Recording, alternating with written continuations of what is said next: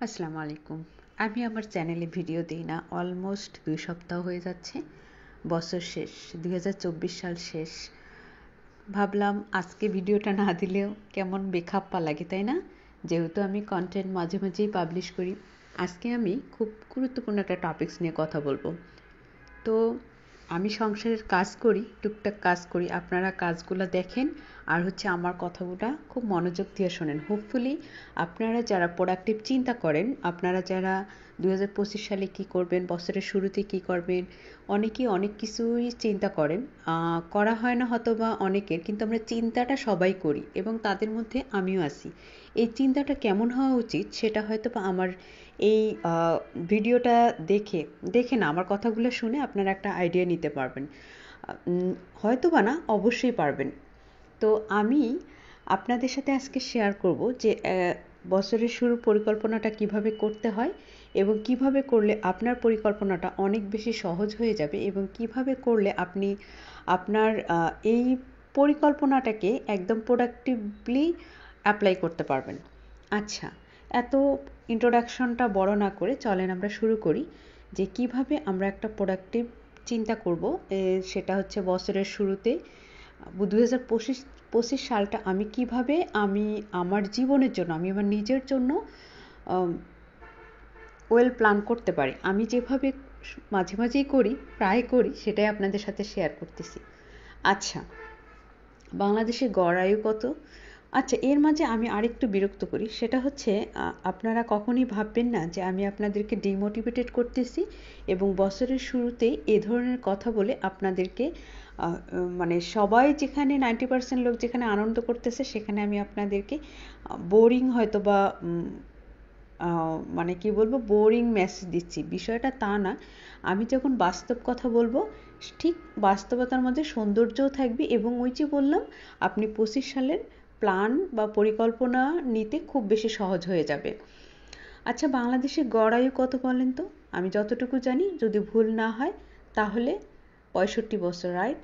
তো আমরা গড় আয়ুর পরের অথবা গড় আয়ুর 5 বছর আগে 60টা অ্যাভারেজে ধরে নিই, কারণ 60-65 বছর একটা মানুষের বয়স হয়ে গেলে তারপরে আর সেটাকে খুব একটা বাঁচা বা উপভোগ করা, জীবনটাকে আসলে জীবন আর আসলে নিজের বলে কিছু থাকে না। তখন হয়তো বা বার্ধক্যের কারণে অনেক ধরনের রোগ, এই ডায়াবেটিস, পা ব্যথা, মাথা ব্যথা, অনেক ধরনের অসুস্থতায় বেশিরভাগ মানুষ ভোগে। কারণ আমরা সাধারণ মানুষ এত বেশি স্বাস্থ্য সচেতন না, সে 60-65 বছরে আমরা খুব বেশি হেলদি থাকি। যারা থাকে ধরেন 100 জনের মধ্যে 10 জন, তো 10 জনের মধ্যে যদি আপনি পড়েন তাহলে তো ইউ আর লাকি, আর যদি না পড়েন তাহলে আমরা 90 জনের বেশিরভাগের কথাই তো বলবো, রাইট? তাহলে 65 বছর যদি গড় আয়ু হয়, তাহলে আমার এখন বয়স কত, সেখান থেকে আপনি ধরেন আমি এখন 30+। তো আমি আমার জায়গা থেকে, আপনি আপনার জায়গা থেকে ওই 65 থেকে ওই বছরটা বাদ দেন। আমি যতটুকু জানি আমার ভিডিওগুলো যারা দেখে তাদের বয়স কারোই খুব বেশি 18 বা 20 বছরের নিচে হবে না, 20 বছরের উপরেই হবে, বা 18 নিচে কেউ হবে না। বা হতেও পারে হয়তো বা 1-2 জন। তো অ্যাভারেজ এজ আমি ধরে নিলাম 21-22 এরকম হবেন। তো এখান থেকে আপনি 65 থেকে আপনার নিজের বয়সটা বাদ দেন। দেওয়ার পরে এখন হিসাব, বাকি যে বয়সটা থাকবে সেখান থেকে আমরা কাউন্ট করি আমরা ঘুমাই কতক্ষণ, অ্যাভারেজে 8 ঘন্টা, রাইট? তো এখন যদি আমি আমার মানে 65 থেকে 30 বছর প্লাস হয়ে গেছি আমি, সেখান থেকে যদি 30 বাদ দিই, আরও বেশি হবে, আরও বেশি বাদ দিলে সেখান থেকে যে বাকি সংখ্যাটা থাকবে সেই সংখ্যা থেকে আমরা প্রতি দিনের 8 ঘন্টা করে যে ঘুমাই, তো আমি 8 ঘন্টা একদিনে বাকি সংখ্যা থেকে ওই ঘুমের সংখ্যাটা বাদ দিব। কেন বাদ দিব? কারণ আমরা যখন ঘুমাই তখন তো আমরা মরেই যাই, রাইট? আমরা যখন ঘুমাই তখন আমরা খাবারের ঘ্রাণ নিতে পারি না, খেতে পারি না, কথা বলতে পারি না, আমরা কোনো কাজ করতে পারি না। মোট কথা আমরা সব কিছুই, সব ইন্দ্রিয় আমাদের অচেতন থাকে, আমরা মারা যাই। তো ওই সংখ্যাটা আমি বাদ দিব। আমরা যখন, যেহেতু আমরা কোনো কাজ করতে পারতেছি না, ওই সংখ্যাটা বাদ দেবো। তাহলে কত সংখ্যা থাকতেছে? তারপর সেই সংখ্যা থেকে আমাদের ওই সংখ্যাটাই ধরেন আমাদের হাতে আছে, হ্যাঁ? তো এভাবে হিসাব করে কাউন্ট করে দেখবেন এই যে আমি কথা বলতেছি 8 মিনিট কথা বলবো, 8 মিনিটে কথা বলার সাথে সাথে আমার জীবন থেকে 8 মিনিট চলে যাচ্ছে। তাহলে আমার এবং প্রতিটা সেকেন্ডেই ওই সময় থেকে মাইনাস হয়ে যাচ্ছে।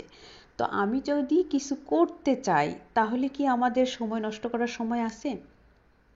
আমি যদি কাউকে কিছু প্রোডাক্টিভলি দিতে চাই আমার সন্তানের জন্য, আমার হাজবেন্ডের জন্য, দেশের জন্য, পরিবারের জন্য, তাহলে কি আদৌ আমার সময় নষ্ট করার মতো সময় আছে? যে আমি একটা স্কিল ডেভেলপ করতে চাচ্ছি, আমি একটাতে প্রোডাক্টিভ হতে চাচ্ছি, সেটা আমি কালকে করব, আগামী সপ্তাহে করব, আগামী মাসে করব। এই আগামী মাসে বা আপনি কি এখন আগামী মাস, আগামী দিন, আগামী কাল চিন্তা করবেন, নাকি চিন্তা করবেন রাইট নাও? আমি কখনোই কোনো কিছুর জন্য আগামীকাল কখনো চিন্তা করি না। আমি যখন কোনো কিছু করতে চাই বা কোনো কিছু বিষয়ে ডিসিশন নেই, সেটা আমি সবসময় রাইট নাও করি। হ্যাঁ, এইটা সবসময় করব। তো আপনি যখন আপনার এভাবে হিসাবটা কাউন্ট করবেন যে আমি আমার জীবন থেকে আমি 65 বছরের মধ্যে কতটুকু আমার চলে গেছে, কতটুকু আছে, সেখান থেকে ঘুমের সংখ্যাটা বাদ দিয়ে আমার জীবনে আর কতটুকু কয় ঘন্টা সময় আছে, সেই সংখ্যাটা এখন আপনি আমাকে বলতে পারেন যে আপনি তো 70, অনেকে তো 70 বছর বাসে, 80 বছর বাসে, 100 বছরের বাসে। এখন কথা হচ্ছে আমার বয়স যদি কালকে 100 বছর হয়, 70 বছর হয়, তাহলে কি আমি আমার আমি যা চিন্তা করি, আমি যা সমাজকে দিতে চাই, আমি যা পরিবারকে দিতে চাই, আমি যা আমাকে দিতে চাই, সেটা কি আমি ওই বয়সে গিয়ে করতে পারবো? Is it possible? তখন তো আমি শারীরিকভাবে অক্ষম হয়ে যাব। তখন তো আমি বরঞ্চ অন্যের উপর ডিপেন্ডেন্ট হয়ে যাব। আমি তো যদি ওই সময়টা বাঁচি, তাহলে কি আমার পক্ষে কোনো কাজ করা সম্ভব হবে?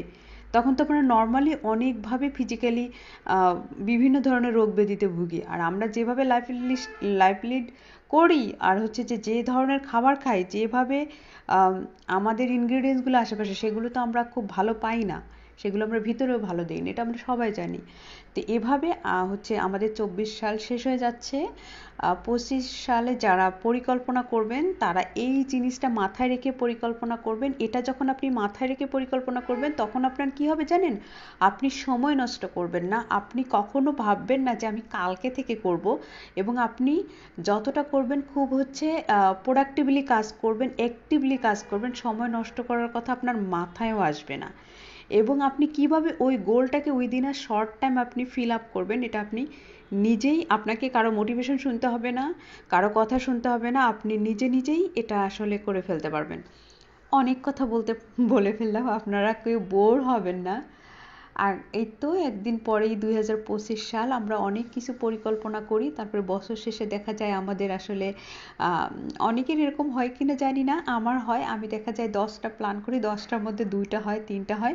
তারপরে আমি আপনাদেরকে বলবো পরিকল্পনা করেন, এবং আমি হাইলি রেকমেন্ড করবো যে আপনারা পরিকল্পনা করেন। কারণ যারা আসলে পরিকল্পনা করে না তারা আসলে কিছুই করতে পারে না, আর যারা করে তারা অ্যাটলিস্ট 10টা করলে 2টা তো ফিল আপ করতে পারে। এটাই তাদের অ্যাচিভমেন্ট। সবাই ভালো থাকবেন, সবার জন্য অনেক অনেক বেশি শুভকামনা। আর এই বছরে, নতুন বছরের তো অবশ্যই অনেক শুভকামনা। আল্লাহ হাফেজ, আসসালামু আলাইকুম।